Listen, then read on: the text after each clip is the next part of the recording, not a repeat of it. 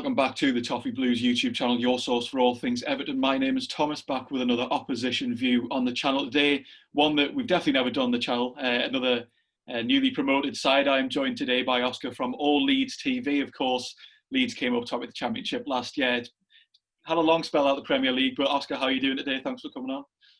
Yeah, I'm doing good, mate. I'm doing good. A little dig there, to be fair, wasn't it, mate? But no, I'm doing good. I'm doing good. It's been a long time, mate. Been a long time since Leeds have played at Goodison, to be fair.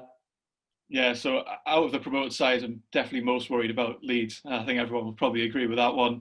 Of course, we played Fulham last week. We've already played West Brom, 2 wins so far. So we'll have to see how we get into this one. But as we like to start off, we talked about transfer business in the summer. What did you make of Leeds' transfer business this year?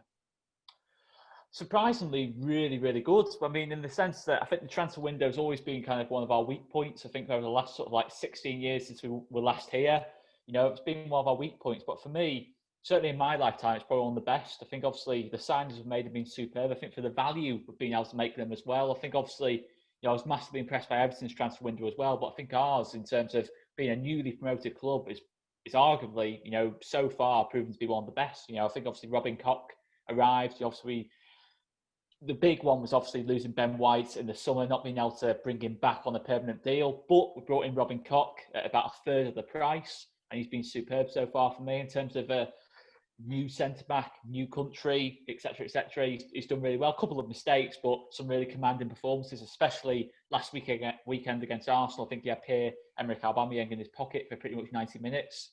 And obviously, of course, Rodrigo's another big one. Obviously, Spain's number 9. I mean, it's quite a change for us, getting someone of that calibre arriving at the football club. I think he's made a superb start as well.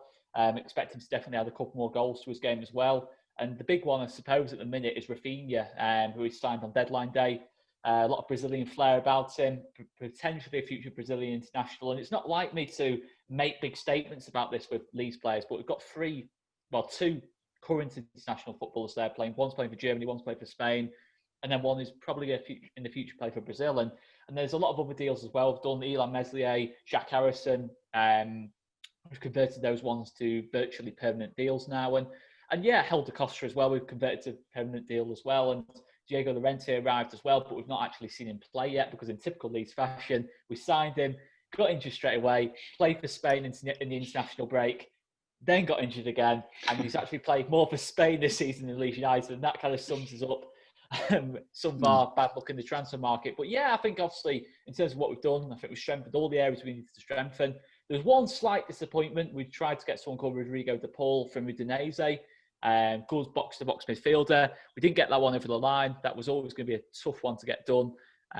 But yeah, we didn't get that one done, which was gutting, to be fair. But at the end of the day, we've got a strong enough squad there for me to be competitive this season.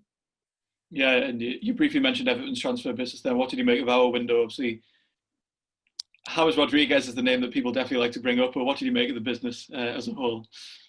Superb, to be fair. I'd have to say superb. I think obviously James is the big, the poster boy, if you like, the signings. And I think obviously in terms of the way he started, absolutely superb. I think, yeah, obviously last couple of weeks, maybe the intensity of playing so regularly might have maybe caught up a little bit. But of course, he's superb, I thought, in that Fulham game as well. So, I think that's just a fantastic signing. I think obviously the big thing as well is that he's worked with Ancelotti before, and it just makes a lot of sense, that deal. I think obviously over the season, he might not be consistent week in, week out, but my words, he'll be the best number 10 in this league by far in terms of creativity, goals, assists. He will be top, near the top at least. And obviously then you look at the midfield. I think the midfield is a big thing for me. Everton needed to strengthen. Obviously we were in the Championship last season, but I watched a lot of Premier League football. I always tend to. When it looks like midfield for Everton, it's one of the first areas I look at in any team. And last season, Gylfi Sigurdsson, Tom Davis, and several other players as well.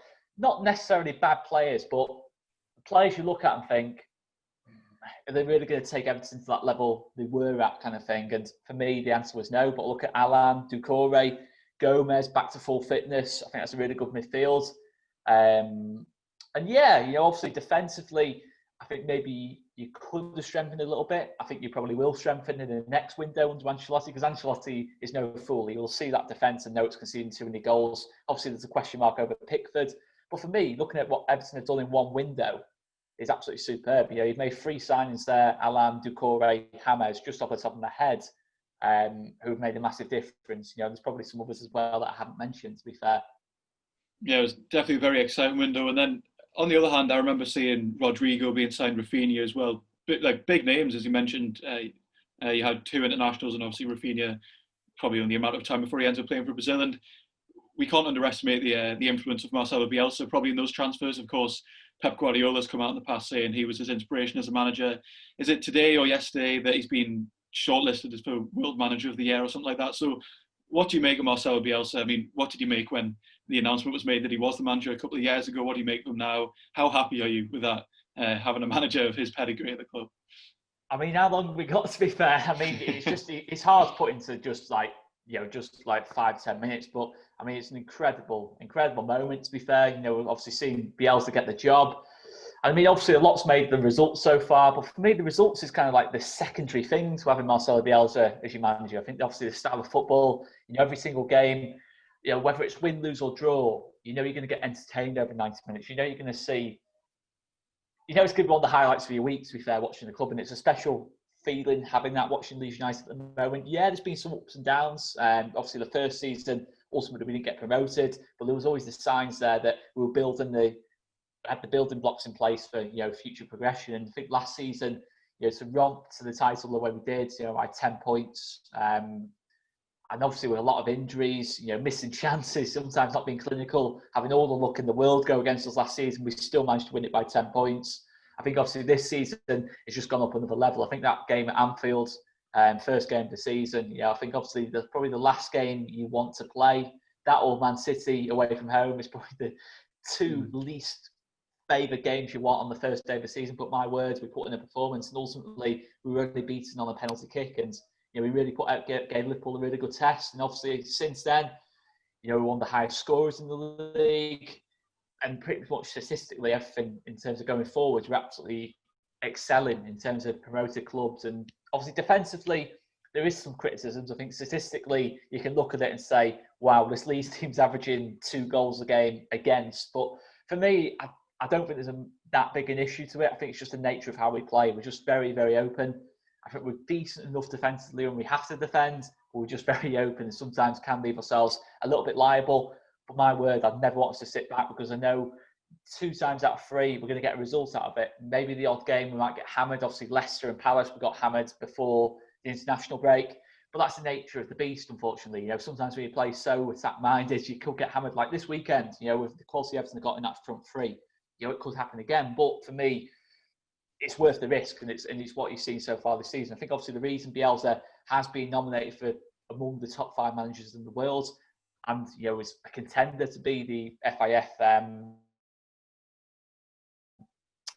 Manager of the Year. I look at it, if that's to pronounce that wrong, FIFA Pro, I think it is. I think it's FIFA Pro, whatever it is. It's some kind of weird word before it anyway. But anyway, Manager of the Year.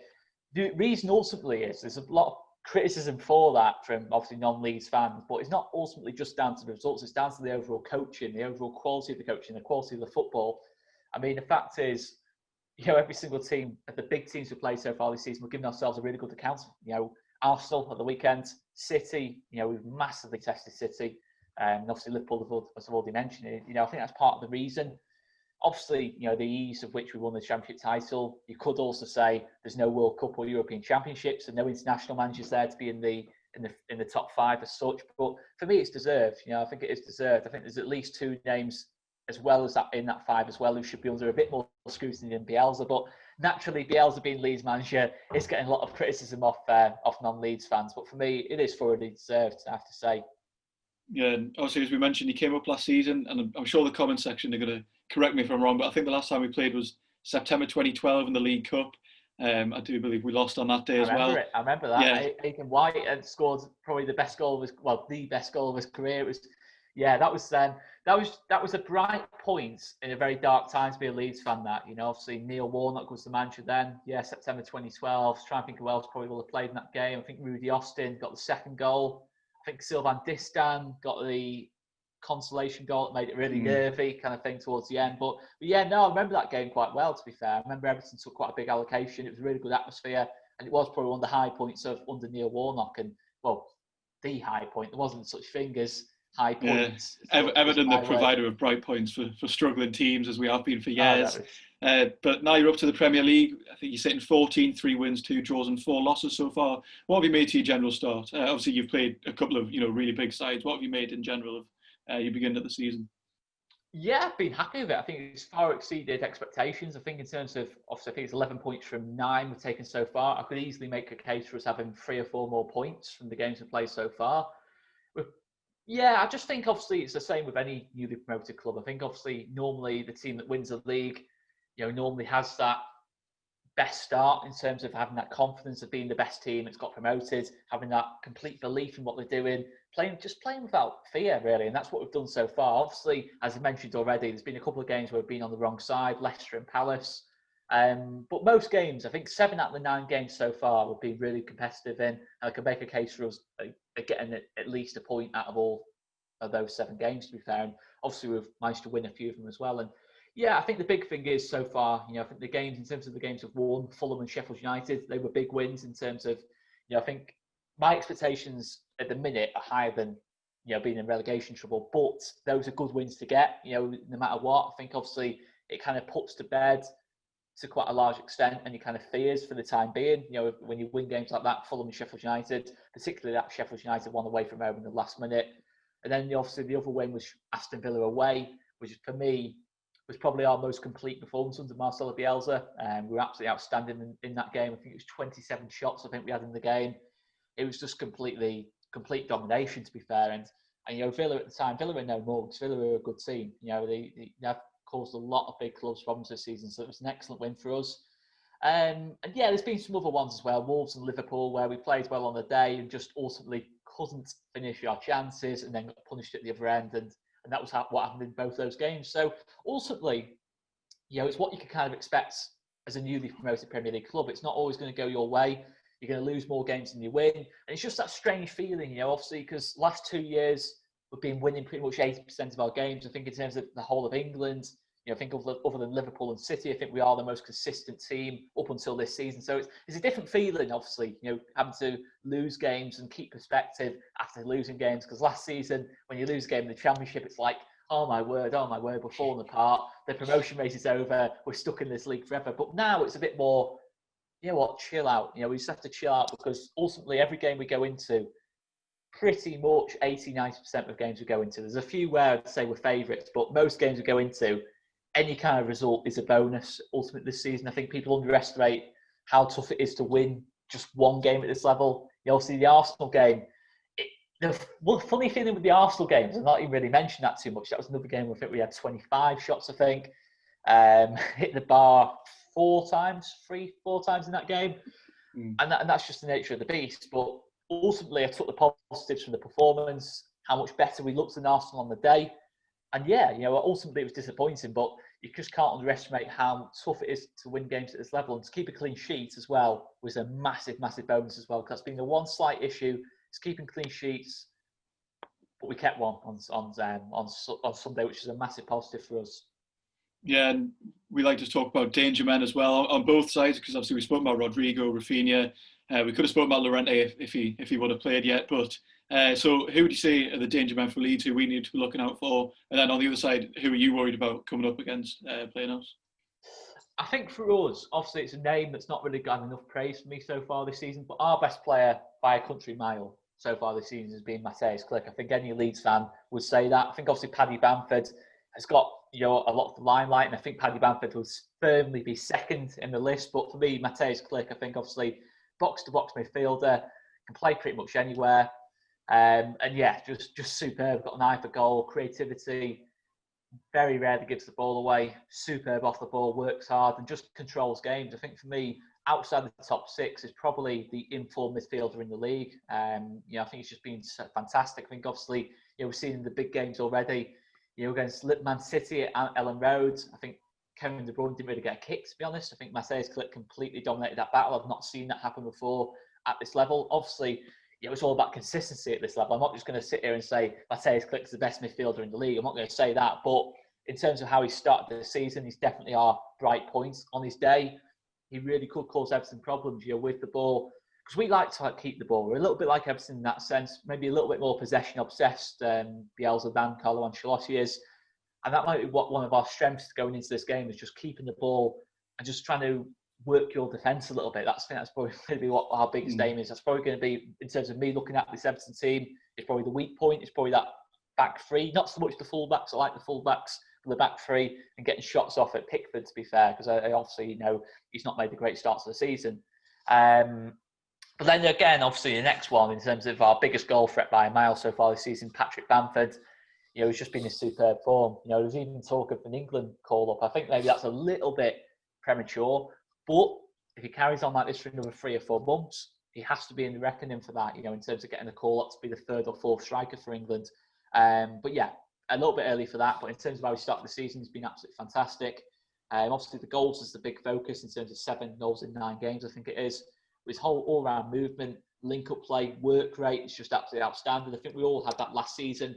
And Patrick Bamford, outside of Leeds, was a figure of fun at times, I think, for rival fans, because he had this thing about his XG was twice what his actual goal return was. And that was a fair criticism of Bamford in terms of not being clinical enough last season, which is a fair point. But in terms of the way his general performance levels, they don't really dip. He's very much guaranteed 7, 8 out of 10 pretty much every week. And now he's added goals to it as well, which is superb to see. And then I was trying to think who else, because we're one of those teams really that, in terms of individual quality, we're not very reliant on individuals. We're more of a system-based team. We work the ball, very clear patterns of play. So, I'll probably say those 2. I think obviously Jack Harrison might be a worthy mention as well on the left wing. I think he's been just, again, inconsistency, gets up and down the wing. He's just superb, defends really well. I think obviously Everton might target us with James on the right-hand side. I think Jack Harrison coming back, dropping in on James Rodriguez might give us a chance of dealing with him. I say might because there's very little we can do against James Rodriguez. He's a superb footballer. But yeah, Jack Harrison deserves a mention. He gave Matty Cash for Aston Villa an absolute nightmare a couple of weeks ago. In that game, we won 3-0. And yeah, the only game he missed this season was against Man City. And he's one of those players where you could really feel his absence. So, that's all you can sort of say about Jack Harrison. But for Everton, I think the obvious one's got to be James in terms of going forward. I think in terms of the creativity he brings. And then obviously Dominic Calvert-Lewin as well. I think his one-touch finishing is just absolutely fantastic. I think he's always had that work rate, good link-up play, just being a genuinely good player. I think I genuinely do have believed that before this season. I've always rated Calvert-Lewin, to be fair. I've always felt he could raise his game. Maybe not to this extent in terms of he's getting a goal every game. I think from everything I've seen, I think even for England, when I properly looked at him, I thought, wow, what a player. He's a real top player. And if Everton keep him up, keep him at the club, this is going to keep up for Everton. They're going to keep this up, under Ancelotti, with constant progress. And he's that player you build the team around for me. Obviously, Richarlison, left-hand side, I think is a massive threat as well. I'm a fan of his. I know he is one for the dark arts as well, to be fair, Richarlison, so we've got to be careful for that. I think that might be an interesting little battle, Luke Ayling and Richarlison, because Luke Ayling likes to wind people up a little bit, and Richarlison likes to do the same, so that might be quite an interesting little thing to watch out for, especially after the weekend. Nicolas Pepe got a bit wound up against us. But yeah, obviously that is one word for it, yeah, that's absolute madness, but yeah, I think the other one as well is Luca Dean. Obviously, I watched quite a bit of Barcelona. I know Dean, it didn't quite work for him at Barcelona, but to be fair, he's shown at Everton all those qualities that made Barcelona sign him in the first place. I think he's really good going forward. I think defensively, there's weaknesses there, but in terms of technical quality, I think he's just absolutely outstanding. He's got a great touch, gets up and down, superb crosser of the ball. I mean, against Fulham, honestly, Fulham just didn't have a clue what to do with him, did they? It was every single time Everton went forward, they were going through Dean. So yeah, I think obviously those 2, Dean and James, massive creative outlets for Everton. And obviously that Calvert-Lewin is probably the best finisher in the league at this moment in time. Yeah, we've got 2 questions before we round off the video. We'll start with predictions for the game. What do you think might happen? Goals. That's the only thing I'm going to say about this. Goals. I think you've got probably the 2 most attack-minded managers in the league, 2 of the best attacking coaches in the world, or possibly, in the last kind of 10, 20 years. Massive respect for Carlo Ancelotti, I've got to say. I'm going to say I'm going to say 2-2. I think I'd be delighted if we can get something at Everton. I think it'd be an absolutely superb point for us, because I think Everton are a team that's going to be in that top six, going to be pushing possibly for top four, maybe that last top four space. It does seem quite open between Arsenal, Man United, Everton, etc., etc. Even possibly City might be getting dragged into it as well. So any result for us, mate, would be absolutely superb, and hopefully we can put in the performance. I just think the main thing is it doesn't become a Leicester situation where if we go one down early doors, where Everton, kill us on the counter attack. That's my only kind of fear. If we concede early, it could get a bit nasty for us. But if we keep ourselves in the game, start the game well, possibly even get the first goal, I think it's very much one for us. Because I do look at Everton and think, going forward, we can cause you problems. But to be fair, going the other way, Everton have got some players that are on the cusp of being potentially world class. Yeah, it could definitely be a game of a lot of goals. Not much defending, but a lot of good attacking play anyway. And the question we like to round off with every time, as I mentioned just before we started recording, what is the best, worst or strangest experience you've had with a footballer? I'd have to say the strangest is one of our ex-right back, Mel Sterling, when we got promoted in 1990 and won the Division 1 title in 1992. He was our right back at the time. And yeah, it was one of Marcelo Bielsa's early games when we'd gone 2-1 down with literally on the 90-minute mark. It was against Blackburn, it was. We went 2-1 down on the 90-minute mark, and then we won the game 3-2 in the 94th minute. So as you can imagine, there was 3 goals in the last 4 minutes of the game. It was like nothing you'd ever seen before. And yeah, it was just basically Mel Sterling just basically running up and down outside down the road.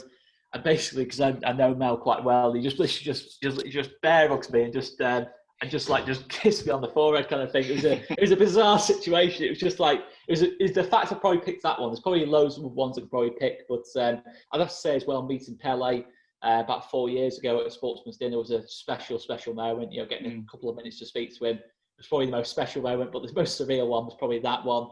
And getting promoted as well. Speaking to Mel on the Zoom call, that was pretty unreal as well. But yeah, no, Mel's got to be my contender there for that one. That was a surreal day, surreal moment.